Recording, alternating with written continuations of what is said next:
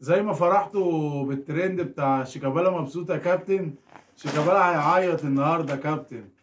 اول حاجه، مفيش راجل في مصر هيقدر يعلن ان الاهلي اتخصم منه 6 نقط، وان كان وقالوا ان الاهلي اتخصم منه 6 نقط فهي برضو مش فارقه كتير، عشان الاهلي اتخصم منه 6 نقط هيقول مش لاعب، فالدوري هيتلغي، فهترجع تعيط وهترجع لدور المظلوميه تاني.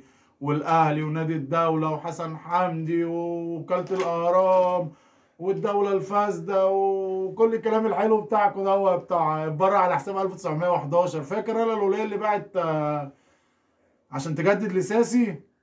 انت مين؟ انت جمهور الزمالك اللي بيشتمني؟ انت مين؟ انت مين؟ ولا تاريخك ايه؟ ولا دنيتك ايه؟ هاد نفسي في راجل في مصر يطلع يقول ان الاهلي اتخصم منه 6 نقط.